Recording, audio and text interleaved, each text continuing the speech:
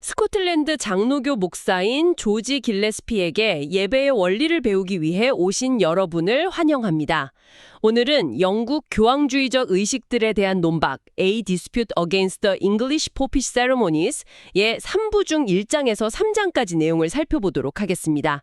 17세기 영국 교회의 특정 의식들을 길레스피가 왜 그토록 강하게 반대했는지 그의 논증 속으로 함께 들어가 보시죠. 네, 오늘 다룰 내용은 길레스피가 당시 영국 국교회가 사용하던 소위 영국 교황주의적 의식의 정당성을 정면으로 공격하는 부분입니다.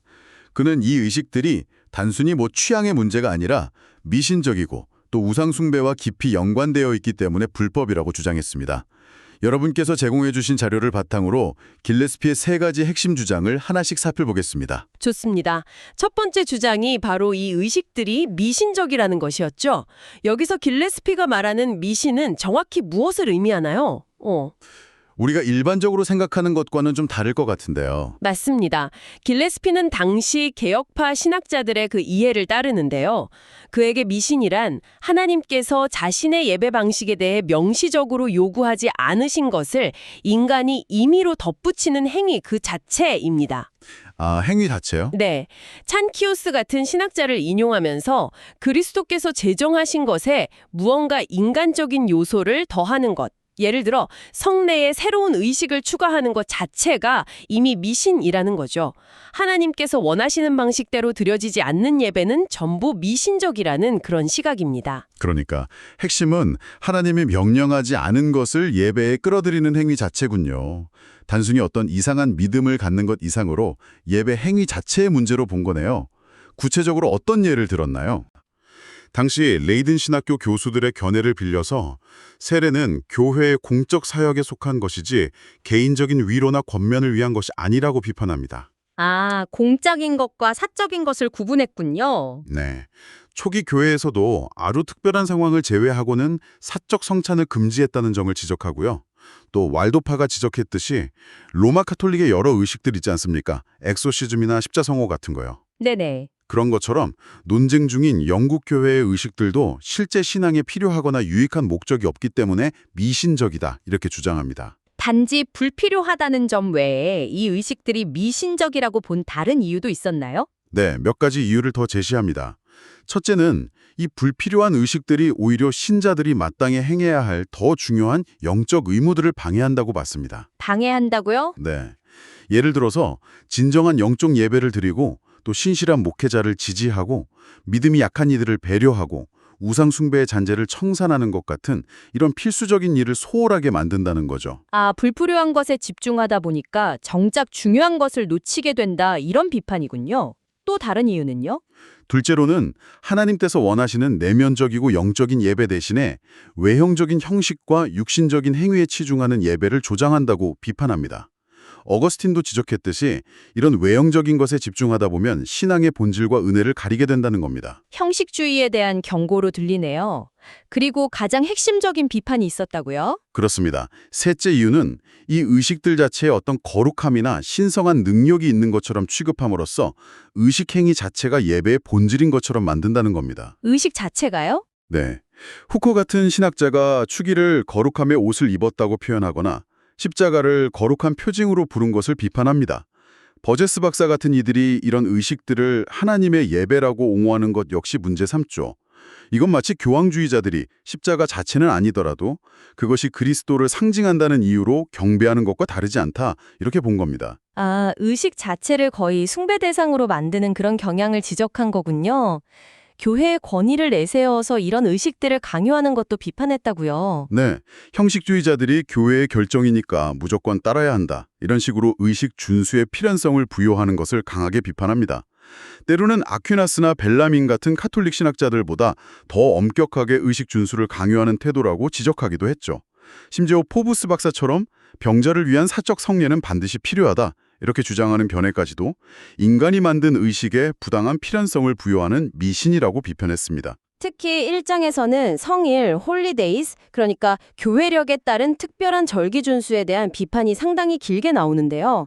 이 부분은 어떻게 논증했나요? 길레스피는 배자의 견해를 따라서 어떤 날이 다른 날보다 본질적으로 더 거룩하다고 여기는 것 자체가 미신이라는 그 전제에서 출발합니다. 당시 린지주교 같은 인물들은 성의를 지키는 것이 단지 교회의 질서와 행정, 즉 정책, 펄리시를 위한 것이라고 주장했는데요.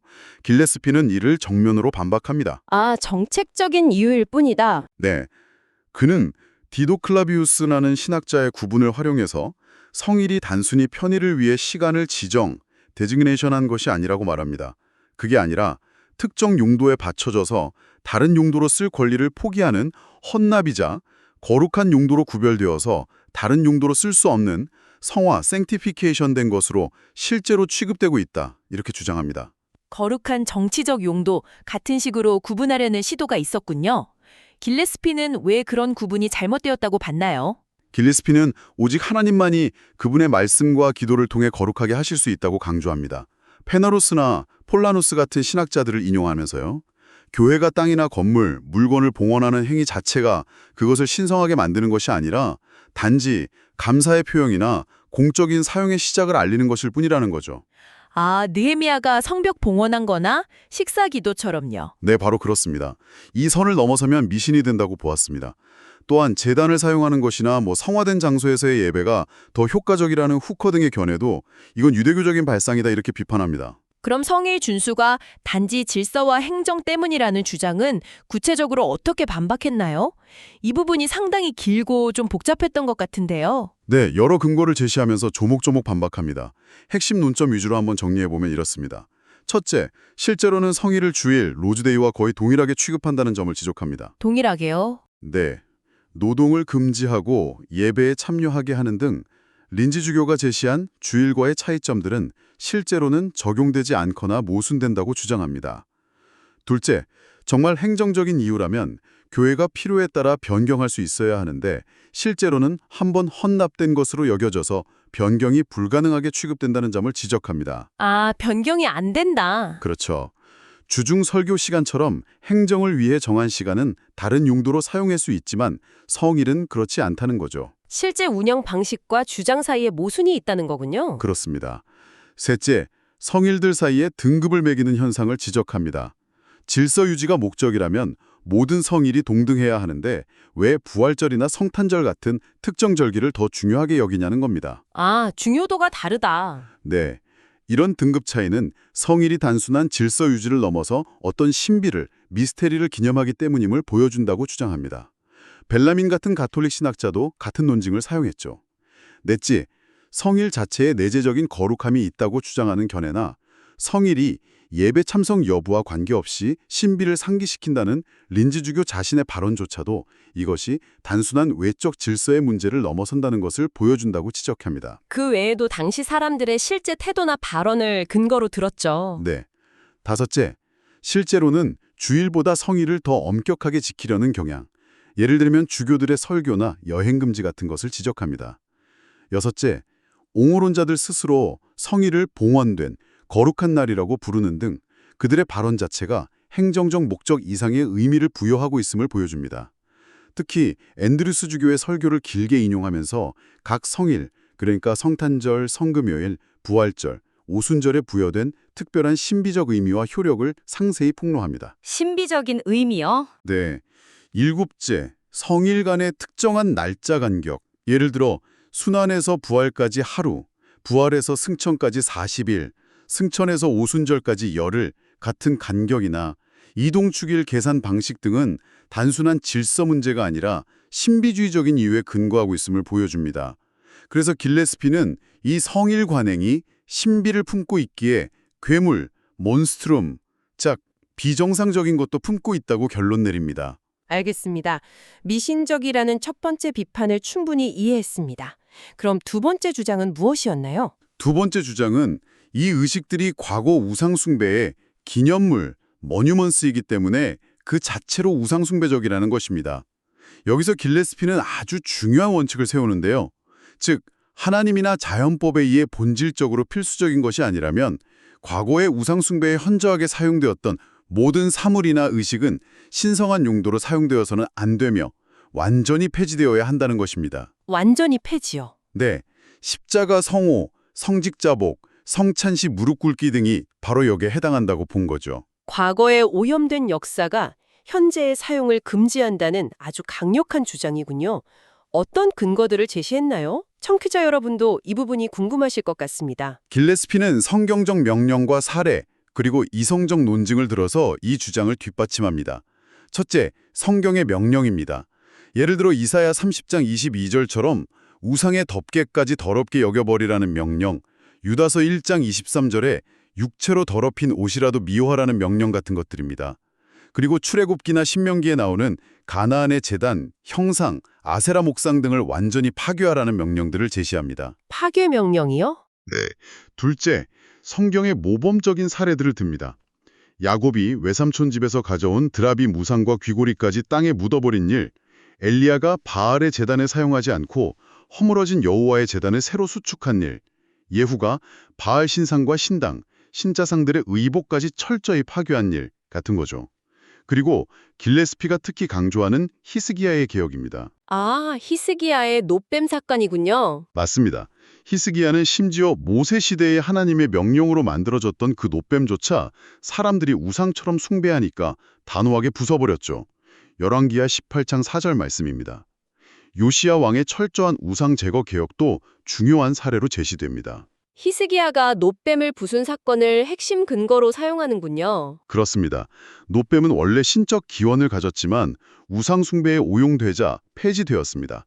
하물며 인간이 고안한 의식들이 우상 숭배에 사용되었다면 더욱 폐지해야 마땅하다. 이런 논리죠.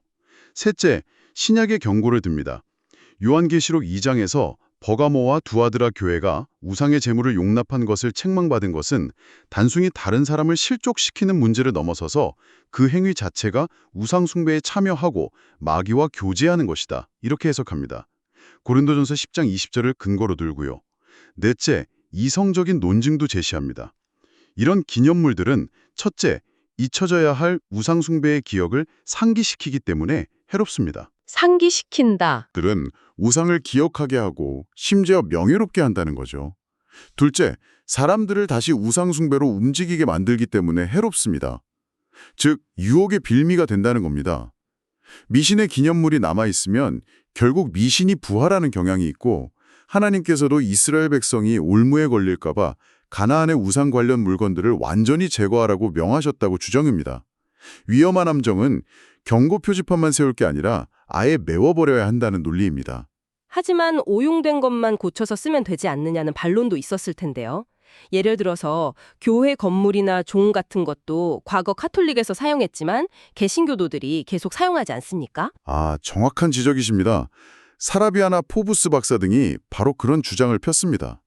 길레스피는 여기에 대해 몇 가지로 답합니다. 우선 켈뱅의 구분을 따라서 하나님께서 직접 제정하신 것, 예를 들면 예배 자체나 성례 같은 것은 오용되더라도 정화해서 사용할 수 있지만 인간이 고안한 임의적인 것들은 오용되었을 경우 완전히 제거하는 것이 더 안전하고 성경적이라고 주장합니다. 아, 제정된 것과 고안된 것의 차이군요. 네, 앞서 제시된 성경의 명령과 사례들이 정화가 아니라 완전한 파괴와 제거를 요구한다는 점을 강조하고요.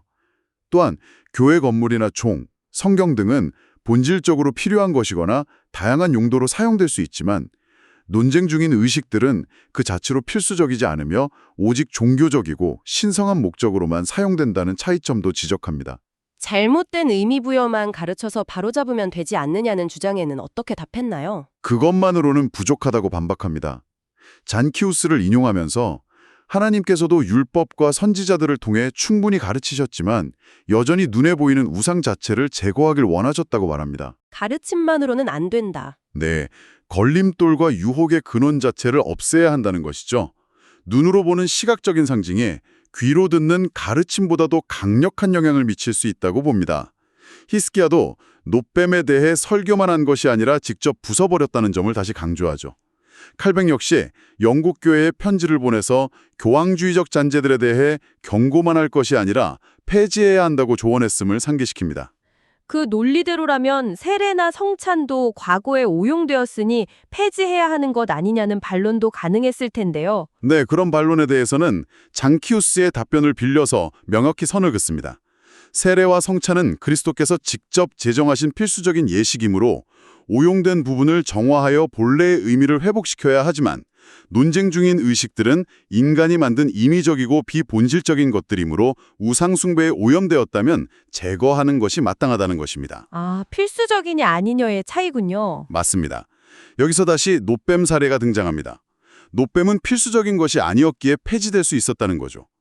그러면서 형식주의자들 스스로도 이 의식들이 본질상 임의적이라고 인정하지 않느냐고 반문합니다. 특히 성찬 씨 무릎 꿇기에 대해서는 더 구체적인 변론과 반박이 오갔던 것 같습니다. 맞습니다. 린지 주교는 무릎 꿇기가 신적 기원을 가지며 문제는 행위 자체가 아니라 잘못된 의견에 있으니 의견만 바로잡으면 된다고 주장했습니다. 하지만 길레스피는 성찬 씨 무릎 꿇기는 성경적 명령이 아닌 임의적인 행위이며 오용의 원인이 무엇이든 비본질적인 것은 제거하는 것이 원칙이라고 반박합니다. 또 노뱀 사례를 반복하죠. 계속 노뱀이 나오는군요. 네, 민지주교가 노뱀은 폐지 당시 쓸모없었지만 무릎 꿇기는 감사 표현의 필수적이라고 주장한 것에 대해서도 노뱀은 여전히 기념물의 용도가 있었고 무릎 꿇기는 감사 표현의 유일하거나 필수적인 방식이 아니며 사도들은 앉거나 기대어 성찬을 나눴으니까요. 오히려 임의적이라는 형식주의자들 자신의 주장과도 모순된다고 지적합니다. 상당히 철저하게 반박했군요. 그럼 이제 세 번째 주장으로 넘어가 볼까요? 세 번째 주장은 이 의식들이 과거의 기념물뿐 아니라 현재 로마 가톨릭 교회에서 우상 숭배의 표지로 사용되고 있다는 것입니다. 현재의 표지요. 네. 따라서 이 의식들을 사용하는 것은 현재 진행 중인 우상 숭배에 참여하는 것이 되어 불법이라고 주장합니다. 마치 아하스 왕이 다마스크스의 이방 제단 양식을 따라 예루살렘의 제단을 만들었을 때 그 행위 자체가 이방 숭배에 동참하는 것이 되었듯이 열왕기하 16장 말씀입니다. 무릎 꿇기, 십자성호, 성직자복, 특정 성일 준수 등은 로마 카톨릭이라는 음료의 장식구요, 적그리스도 체제의 휘장과 같다는 겁니다. 이것을 사용하는 것은 그들과 외적으로 구별되지 않고 하나됨을 보여주는 행위며 결국 스스로를 우상숭배자로 만드는 것이라고 본 것입니다. 적들과 구별되라 라는 아주 강한 메시지군요. 당시 영국교회 내에서는 오히려 카톨릭과 어느 정도 타협하거나 비슷해지려는 움직임도 있었을 텐데 정반대의 주장을 편 거네요. 어떤 근거들을 들었나요? 길레스피는 이 주장을 위해서 성경, 이성, 고대 교회의 증언, 심지어 교회법, 스콜라 신학, 카톨릭 자체의 가르침, 그리고 개혁파 신학자들의 견해까지 아주 광범위하게 동원합니다. 첫째, 성경에서는 이방 민족의 풍습을 따르지 말라는 명령, 예를 들면 레위기 18장 3절이나 신명기 12장 30절 같은 구절들을 제시하고요. 몸에 표식을 하거나 특정 방식으로 머리나 수염을 깎는 것을 금지한 규정, 서로 다른 것을 섞지 말라는 규정, 켈빈은 이걸 이교의식 차용 금지로 해석했거든요. 이런 것들을 근거로 듭니다. 그리고 신약에서 불신자와 멍에를 같이 매지 말라는 명령, 고린도후서 6장 14절부터 17절, 짐승의 표를 받지 말라는 경고, 요한계시록 14장 9절, 더러워진 옷조차 미워하라는 권면, 유다서 1장 23절 등을 제시합니다. 성경의 구별 명령을 폭넓게 적용했군요. 다른 근거들은 무엇인가서? 둘째, 이성적으로 볼 때 외적인 의식은 내적인 신앙의 표현이기 때문에 아퀴나스를 인용합니다. 동일한 의식을 사용하는 것은 동일한 종교를 가졌음을 상징한다고 봅니다. 발두이누스를 인용하고요. 고린도전서 10장 18절에서 유대인의 제물을 먹는 것이 제단에 참여하고 유대교와 연합하는 표시였듯이 우상숭배자들의 특징적인 의식에 참여하는 것은 그들의 우상숭배에 동참하는 것이라고 주장합니다. 의식 참여가 곧 연합의 표시다. 네. 셋째, 고대교회의 증언을 활용합니다. 초기 기독교인들이 이교도나 유대교, 심지어 이단들과 외적으로 닮는 것조차 극도로 피했다는 사례들을 제시합니다. 터틀리안 시대의 월계관 착용을 거부한 병사 이야기라든지 이교나 유대 축일 준수를 금지한 것, 유대교 방식의 유월절 날짜를 금지한 것, 니케아 공의회, 마니교도의 특정 금식 방식을 거부한 것, 어거스틴, 이단들의 세례나 삭발 방식을 거부한 것 등등이요. 이단과의 외적 유사성조차 교회의 순결을 해치는 스캔들로 여겼다면 명백한 우상숭배자들과의 유사성은 더욱 피해야 마땅하다, 이런 논리입니다. 흥미롭게도 교회법이나 카톨릭 스스로의 가르침까지 인용했다고요? 네. 교회법 조항 중에도 이교 관습 준수를 금지하는 내용이 있음을 지적하고 스콜라 신학자들 역시 구약의 여러 금지 규정들이 이방인의 우상숭배 관행과 구별되기 위함이었다고 해석했음을 보여줍니다. 더 나아가서 로마 카톨릭 스스로도 이단과의 종교적 교류를 엄격히 금지하고 자신들의 의식을 통해 개신교도와 구별된다고 주장한다는 점, 벨라민 인용을 역으로 이용합니다. 아, 그들의 논리를 이용해서 반박하는 거군요. 그렇죠. 마지막으로 잔키우스, 칼뱅, 레이놀즈, 베자 등 존경받는 개혁파 신학자들이 한결같이 이교적 교황주의적 의식 차용을 비판하고 우상숭배와의 일치를 보이는 어떤 상징도 용납해서는 안 된다고 가르쳤음을 확인시킵니다. 우상숭배 자체뿐 아니라 그 계기, 모양, 도구와의 교제까지 금지되었다는 파레유스의 지적을 강조하죠. 단순히 비슷하다는 것을 넘어서 이 의식들이 교황제도의 특별한 표지, 베지스라고까지 주장한 이유는 무엇인가요? 이 점이 길레스피 논증의 날카로움을 더합니다. 당시 로마 카톨릭 주교 서양문에 교회의 모든 의식과 전통을 받아들이겠다는 내용이 포함되어 있었고요. 실제로 카톨릭 신자들은 십자가 성호나 금요일 금욕 같은 행위를 통해 자신들의 개신교도와 구별되는 표지로 삼았습니다. 아, 그들 스스로가 표지로 삼았다. 네. 길레스피는 이런 현실을 지적하면서 이 의식들이 단순한 고대 관습이 아니라 현재 로마 카톨릭 체제에 대한 충성 서약과 같은 의미를 지닌다고 본 것입니다. 심지어 요한계시록 13장의 짐승의 표에 대해서 유니우스는 견진 성사를, 카트라이트는 십자가 성호를, 파레우스는 교황이 만든 축일과 비성경적 의식들을 포함하는 것으로 해석했는데 길레스피는 이런 해석들을 소개하면서 이 의식들이 적그리스도 체제의 상징으로 여겨질 수 있음을 강하게 시사합니다. 상당히 강력한 비판이네요. 우리는 교황지휘자가 아니라 고대 교부들을 따르는 것뿐이다. 혹은 의미를 다르게 부여해서 사용하면 괜찮다는 식의 반론은 어떻게 처리했나요? 의미를 다르게 부여하면 괜찮다는 주장에 대해서 길레스피는 레이놀즈의 논증을 빌려 반박합니다. 유대교 의식을 가져와서 다른 의미로 부여한다고 해도 여전히 외적으로는 유대교를 따르는 것처럼 보이듯이 교황주의 의식을 가져와 다른 의미로 사용한다 해도 여전히 외적으로는 로마 카톨릭과 구별되지 않으며 그들과 연합하는 모습을 보인다는 것입니다. 외부적 유사성 자체가 문제라는 거죠. 의미가 아니라 외형이 문제다. 네. 그리고 고대 교부들을 따른다는 주장에 대해서는 첫째, 논쟁 중인 의식들 중에는 교부 시대에는 없었던 것들도 있고 성직자복이나 성찬시 무릎 꿇기 같은 거요. 둘째, 설령 교부들이 사용했다 하더라도 말이나 상징의 의미는 고대의 용법이 아니라 그것이 통용되는 현대의 용법과 의미로 판단해야 한다고 주장합니다. 즉, 이 의식들은 현재 로마 카톨릭이라는 맥락 속에서 그 의미를 평가해야 한다는 것입니다. 자, 오늘 조지 길레스피의 주장을 따라가 보니 그가 왜 그토록 17세기 영국 교회의 특정 의식들을 뿌리 뽑아야 한다고 생각했는지 그 절박함이 느껴지는 것 같습니다. 그에게 이것은 단순한 예배 형식의 문제가 아니라 미신과 우상숭배라는 신앙의 본질과 직결된 문제였군요. 그렇습니다. 길레스피 논중의 핵심은 예배의 외적인 형식이라는 것이 결코 사소하거나 중립적인 문제가 아니라는 점입니다. 그것이 신앙의 순수성, 교회의 정체성, 그리고 하나님 앞에서의 신실함과 직결된다고 본 것이죠. 특히 흥미로운 점은 행위자의 의도가 아무리 순수하다 할지라도 그 행위 자체가 가진 역사적 배경이나 현재의 연관성, 어소시에이션이 오염되어 있다면 정당화될 수 없다는 그의 주장입니다. 의도는 좋았지만 그 표현 방식이나 형식에 가진 역사적, 문화적 맥락 때문에 문제가 될 수 있다. 이런 지적이군요. 오늘날 우리에게도 시사하는 바가 큰 것 같습니다. 바로 그 점이 오늘 여러분께 던져지는 질문일 수 있습니다. 어떤 관행이 표면적으로는 중립적이거나 심지어 유익해 보일지라도 그것이 과거에 어떻게 사용되었고 현재 어떤 집단과 연관되어 있는지가 오늘 우리의 신앙 실천에 어떤 영향을 미쳐야 할까요? 역사적 맥락과 현재의 상징성 사이에서 우리는 수용 가능한 적용과 타협적인 동조 사이의 경계를 어디에 그어야 할까요? 이 질문을 잠시 생각해 보시는 것도 오늘 나눈 이야기에 의미 있는 마무리가 될 것 같습니다.